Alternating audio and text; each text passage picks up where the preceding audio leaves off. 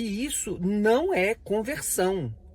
Você vai ter ali elementos bíblicos que as pessoas vão usar para poder dizer, olha, se você, Deus quer isso, Deus quer aquilo outro, né? Jesus é o seu Salvador e ele quer isso ou isso de você.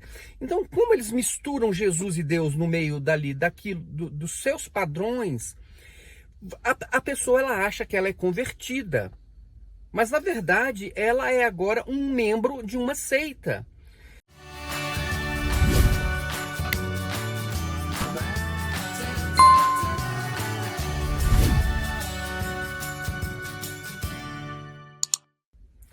Olá, meus irmãos, desejo que todos estejam em paz, na paz de Jesus Cristo.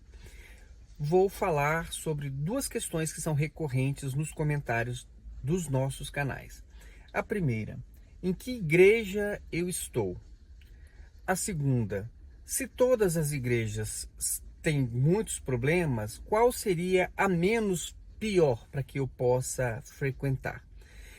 Mas antes de falar sobre essas duas questões, eu preciso dizer, se você, por um acaso, é um membro da Igreja Cristã Maranata, é importante que você entenda que eu já fui membro e já fui pastor da Igreja Cristã Maranata e eu tenho total condição de saber, primeiro, o que você pensa, o que você sente, quais são as suas frustrações, quais são as suas angústias. Eu sei o que se passa com você, inclusive neste momento em que você tem algumas dúvidas ou está indignado com o trabalho que nós realizamos nos nossos canais. Então, se você é da Igreja Cristã Maranata, primeiro, lembre-se, eu já fui como você, tá bom? Então, eu consigo entender o que se passa com você. Mas vamos lá. Então, nas duas questões. A primeira, em que igreja eu estou? Eu sugiro que vocês assistam, tenham a paciência de assistir os vídeos que estão na nossa playlist que se chama Sistema Religioso, está no canal Maranata Anátema.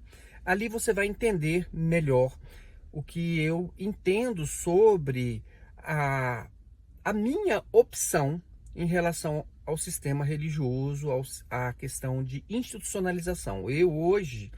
Eu tenho muita tranquilidade por tudo que eu passei, por tudo que eu aprendi até hoje. Eu tenho muita tranquilidade em afirmar que, pelo menos para mim, a institucionalização ela é ruim, tá bom? E as razões e os motivos disso estão apresentadas. Eu ainda não terminei, não falei tudo que eu tenho que falar, mas se você acompanhar ali os vídeos da playlist Sistema Religioso, você vai entender, ok?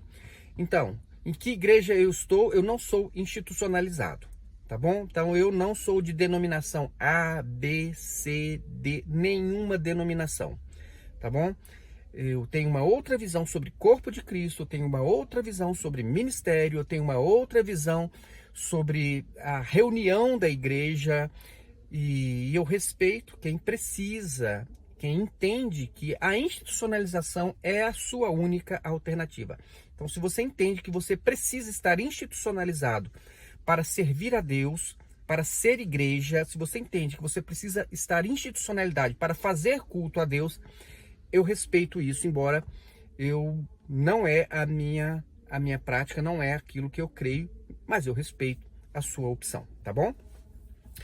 A segunda questão é, então, se todas as igrejas têm muitos problemas, então qual seria a menos pior para que eu possa frequentar? Bom, veja bem, nós temos igrejas cristãs, evangélicas, com problemas, às vezes até com erros doutrinários, mas qualquer igreja cristã evangélica, por mais que ela tenha erros doutrinários, ela é uma opção infinitamente melhor do que você ser membro de uma seita religiosa. Então, inicialmente, você tem que descartar a seita da sua vida. Seita não é igreja cristã evangélica. Seita não é uma igreja cristã com problemas. Seita é seita. Seita é uma organização que mesmo que utilize a Bíblia, que mesmo que utilize ali algum linguajar evangélico, mesmo que utilize ali padrões evangélicos, e normalmente seitas são rigorosas em padrões, são cheias de formatação e de padrões de comportamento, de que você pode falar, do que você não pode falar. Muitas pessoas, elas ingressam em uma seita e elas pensam que elas se converteram ao Evangelho de Jesus. Não, elas só ingressaram em uma seita. E como eu falei, a seita é cheia de padrões. E tem muitos padrões que são adotados nas seitas que são benéficos à vida das pessoas. E como uma pessoa que ingressa na seita, ela aprendeu que ali é o lugar onde ela vai ser um servo de Deus. Ela ali é o lugar onde ela é o único lugar onde ela vai ser salva e ela está segura. Ela vai procurar se adaptar aos padrões daquela seita. E fazendo assim, ela vai promover algumas mudanças de comportamento na sua vida. E quando ela observa essas mudanças de comportamento na vida dela e na vida de outras pessoas, ela entende que isso é uma conversão ao Evangelho de Jesus. Isso não é uma conversão ao Evangelho de Jesus. Isso é simplesmente uma acomodação aos padrões da seita e que você pode ser beneficiado em algumas questões. Por exemplo, então você é uma pessoa que é viciada em cigarro, uma pessoa é viciada em cigarro. Então ela chegou, visitou a seita, gostou, foi muito bem recebida, foi muito bem acolhida, as pessoas abraçaram com todo amor e com todo carinho e deram a essa pessoa ali, né, uma atenção que ela normalmente não tem em outros lugares. Aí o que acontece? A pessoa, ela se sente tão bem, ela gosta muitas vezes daquele ambiente, da música, pessoas que parecem que são assim tão especiais. E por gostar do ambiente, por gostar da forma, por gostar do culto, aquela, né, aquela liturgia que eles fazem, por gostar, ele quer fazer parte. E no que ele quer fazer parte, ele já vai entender que algumas coisas ele tem que mudar na vida dele. Por exemplo, que ele vai ter que parar com os vícios. Então ele é uma pessoa que bebe, mas ali as pessoas não bebem. Quem bebe ali não vai poder ser integrado, ser batizado ali, participar de algumas coisas que ele gostaria de participar ali, do louvor, do instrumento, um obreiro. Então ele ganha uma força extraordinária para se livrar, por exemplo, dos vícios, por exemplo, de questões, às vezes, familiares. Ele é uma pessoa, por exemplo, às vezes um homem que não para em casa, que não, né, que normalmente ele está sempre no bar, então ele tem ali uns hábitos, né, às vezes até conjugais ruins, em relação à esposa, aos tratos com a mulher. E aí ele percebe que na seita eles têm ali alguns padrões, né? O homem tem que ter aquele padrão, a mulher tem que ter aquele padrão, e eles têm que estar sempre muito felizes, eles têm que parecer que está tudo sempre muito bem, e eles começam então a se encaixar nesses padrões para poder ser parte da seita. E isso não é conversão. Você vai ter ali elementos bíblicos que as pessoas vão usar para poder dizer, olha, se Deus quer isso, Deus quer aquilo outro, né? Jesus é o seu Salvador e ele quer isso ou isso de você. Então, como eles misturam Jesus e Deus no meio daquilo, dos seus padrões, a pessoa, ela acha que ela é convertida, mas na verdade ela é agora um membro de uma seita. E você ali, no sistema doutrinário da seita, ele é todo voltado para atender à seita, às lideranças da seita. Não são voltados a dar à pessoa uma liberdade em Cristo Jesus. Há princípios e valores que são importantes para a vida dela, na sociedade, na comunidade, na família, em todos os lugares, simplesmente andando segundo os princípios de Jesus. Tanto que nas seitas você não tem mensagem sobre os evangelhos. Normalmente eles têm muitas figuras, simplesmente porque aquilo fica mais difícil e a pessoa pode aplicar aquilo de qualquer forma. E normalmente para poder valorizar a própria seita e para poder valorizar a liderança da seita, para poder fazer a pessoa obedecer ali à seita, para poder fazer com que a pessoa, ela realmente esteja lutando, brigando, financiando, defendendo e vivendo por aquela seita. Então ela não vive por Jesus, para Jesus, mas ela vive pela seita e para a seita. Então, a primeira questão é, então, você pode ter uma igreja cristã evangélica com erros doutrinários, erros teológicos. Isso vai acontecer, obviamente, porque a verdade é uma só e você vai perceber que uma igreja é dispensacionalista, a outra não, uma é continuista, a outra não, uma igreja é calvinista, a outra não, uma é pentecostal, a outra é tradicional. Então, é lógico, obviamente, se a verdade é uma só, alguém está fazendo alguma coisa teologicamente errada. Então, erros teológicos, ótimo, perfeito, comum, normal, você não tem como escapar disso. Mas a outra coisa bem diferente é quando você tem uma doutrina que ela foi construída, estabelecida e é ensinada, que não faz com que você seja um servo de Jesus, mas que você faz com que você seja um membro obediente de uma seita. Então, por exemplo, tem as questões de uma seita, as essenciais, elas apontam para uma direção totalmente contrária ao do Evangelho de Jesus. A questão do perdão, a questão da comunhão, a questão do corpo de Cristo, a questão da verdade, o compromisso com a verdade.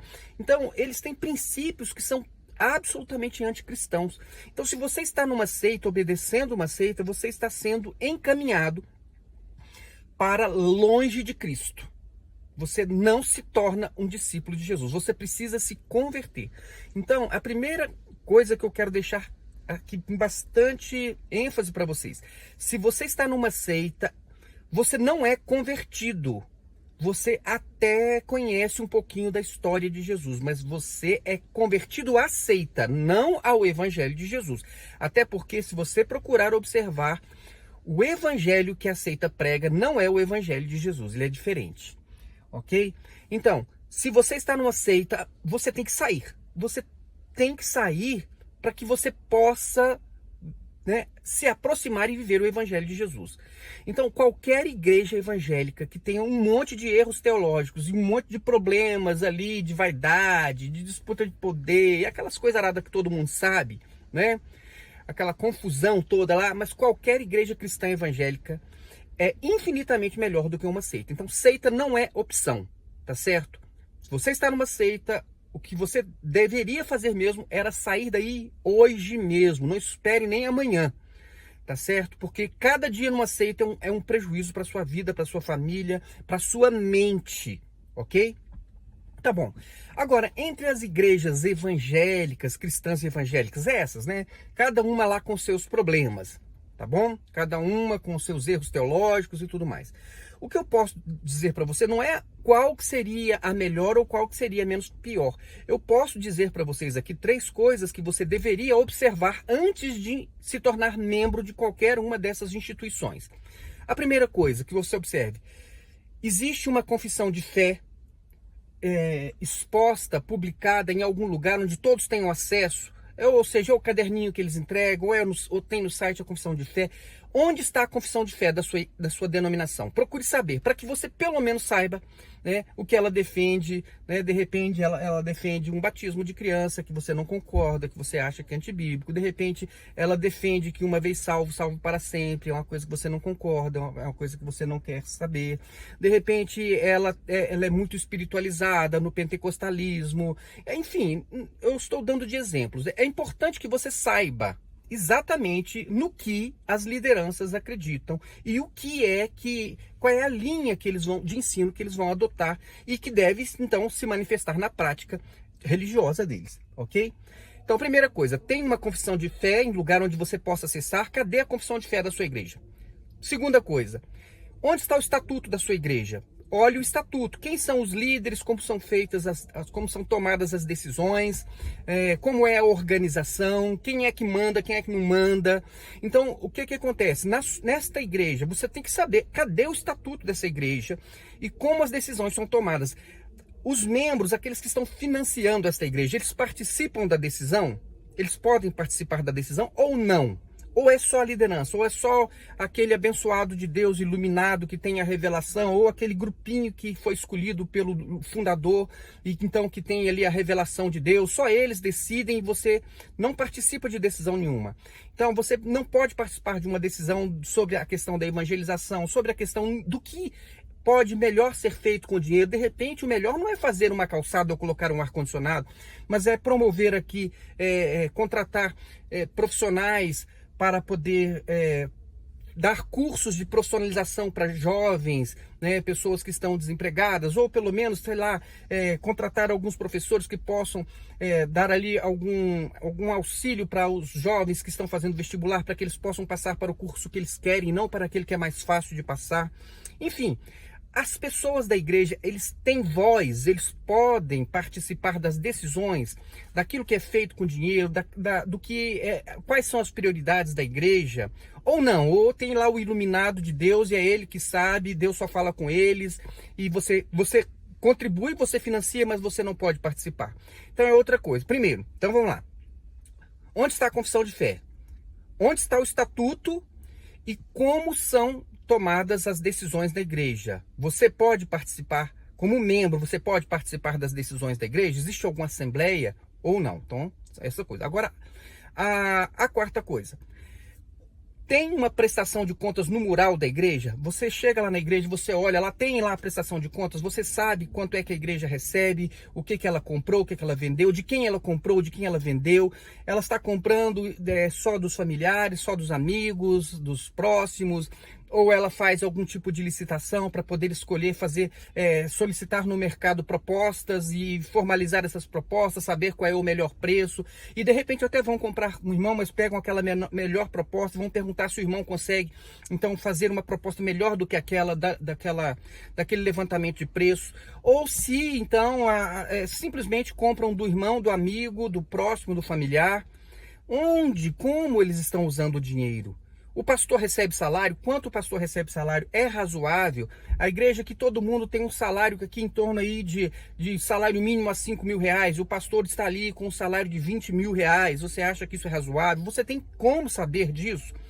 Você tem como saber, então, os pagamentos que a igreja está fazendo? Quem são as pessoas que eles estão contratando? Quem são as pessoas que eles estão pagando? Você tem como saber isso? Existe uma prestação de contas mensal na sua igreja? Está no site, é bom que esteja, inclusive para os frequentadores. A pessoa vai frequentar, ela olha lá, ela vê. Porque se você é uma pessoa que defende moralidade, justiça, retidão, honestidade, você é a primeira pessoa que tem que dar exemplo. Então a igreja, olha, confie em mim absolutamente, porque eu sou uma pessoa acima de qualquer suspeita. Onde está a prestação de contas? Você é uma pessoa acima de qualquer suspeita, a sua prestação de contas vai revelar isso sobre você. Então vejam bem, são essas questões que eu diria para você observar antes de financiar qualquer tipo de sistema religioso, qualquer denominação. Lembrem-se disso. Tem confissão de fé, onde está o estatuto, né? Como são tomadas as decisões e outra, onde está a prestação de contas desta igreja? A minha dica para você que quer, então, que precisa estar institucionalizado, ok? Apenas uma sugestão, apenas uma dica. E lembre-se, seita, não, jamais. Cai fora daí o quanto antes. Salve sua vida e a sua família. Que Deus abençoe a sua vida, fique na paz de Jesus e até o nosso próximo vídeo.